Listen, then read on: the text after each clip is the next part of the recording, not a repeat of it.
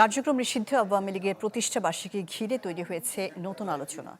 সামাজিক যোগাযোগ মাধ্যমে কর্মসূচির আহ্বান, বিচ্ছিন্নভাবে মিছিলের চেষ্টা, এসবের মধ্যে আইনশৃঙ্খলা বাহিনী বলছে যে কোনো ধরনের অরাজকতা ঠেকাতে নেওয়া হয়েছে বাড়তি নিরাপত্তা ব্যবস্থা।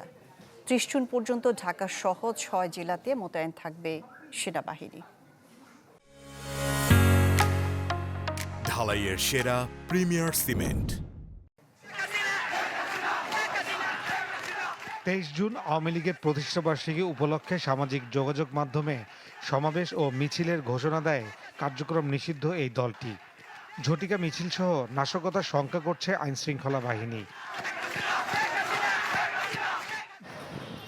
এমন অবস্থায় সেনাবাহিনী মোতায়েনের সিদ্ধান্ত নিয়েছে সরকার।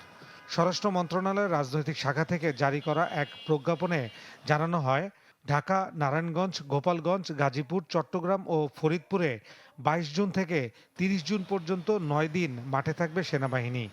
আমরা মনে করেছি কোন কোন জায়গায় তাদের অপতৎপরতা বৃদ্ধি পেয়েছে, আমাদের ইন্টেলিজেন্স রিপোর্টের ভিত্তিতে আমরা সেটা করছি। এখন যেটা আমরা কয়েকটা জায়গায় ডিপ্লয় করতে যাচ্ছি সেটার সাথে ওই পরিস্থিতির কোনো মিল নাই। এটা ইনএড টু সিভিল পাওয়ার।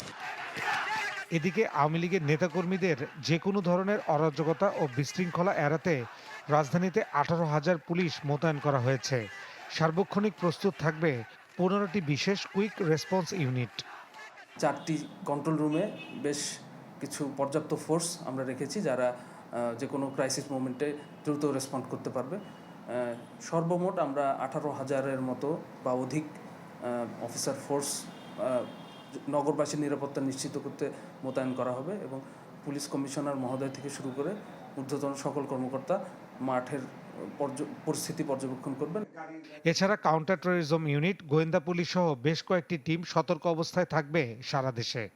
নিরাপত্তা না বিঘ্নিত হয় সে বিষয়ে সচেষ্ট থাকবে। ফয়সাল হোসেন, চ্যানেল 24, ঢাকা।